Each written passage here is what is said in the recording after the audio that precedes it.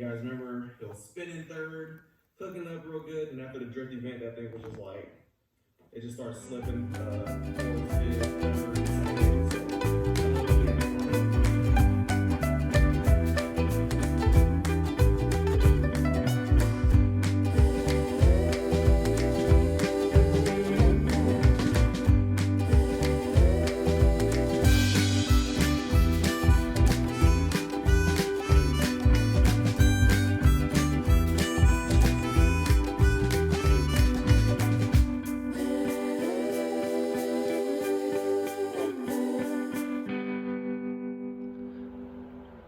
What's up, everybody?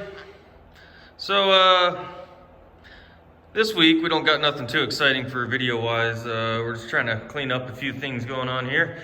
You can see our garage is a complete mess, but you can see the floor is coated all the way. So in my last concrete painting video, I had just done these two bays. Tonight I'm actually finishing up this bay, this single spot. This actually has two coats on it right now. I'm about to do the third coat. We got that old dirty water system off the wall, and we got this fancy new it's a water softener and you know, a big filter setup going on here. This is a local company, Pure Water Systems. So we had them come out and install all this. It's pretty fancy, but it should make my water system a heck of a lot better in this house too. I'm just gonna finish up this last spot, and then I'll be done with this garage for the most part, and then I can start setting things up. This is gonna look real good with a nice red car sitting there. Hint, hint. I've kind of decided that I think this side is gonna be workbench and then toolbox.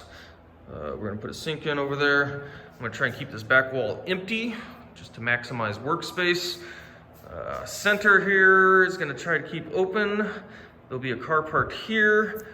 I'm probably gonna put, I'm thinking like a locker, like a metal locker or something in here, and I can put like paint and lubricants in there, try and keep things cleaned up and out of the way.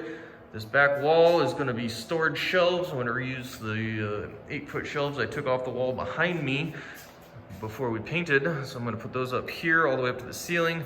And then I think this air compressor is gonna go right here. It's gonna fit perfect. So I've got things kind of figured out where I want everything to go. And then I'll leave this whole 2-bay area open, and I can put the Chevy in here and start working on it. I gotta just point this out. This sucked. So I just finished the second coat of doing my floor here, and well, I mean like 4 hours ago because it's cured now.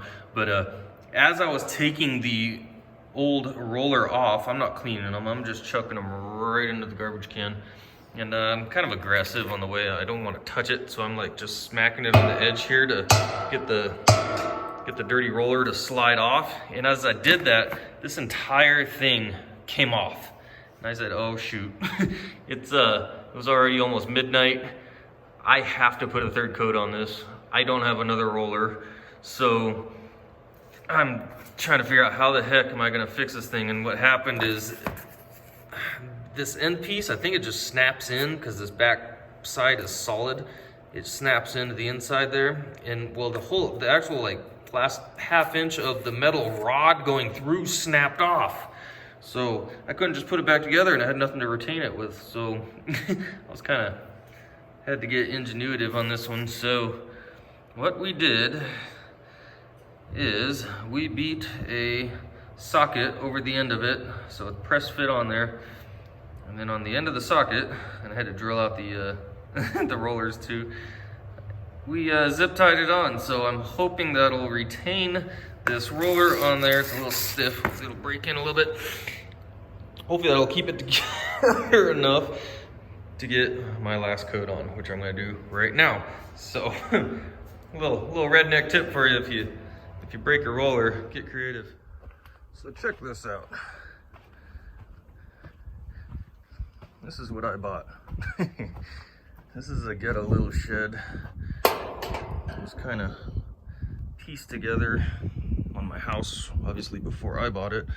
This is the door.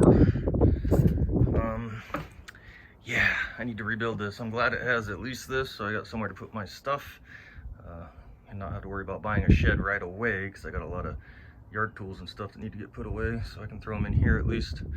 But the next issue is this roof. Look at that thing. Alright, so the top is just, I don't know what you call that siding, T, whatever the heck siding.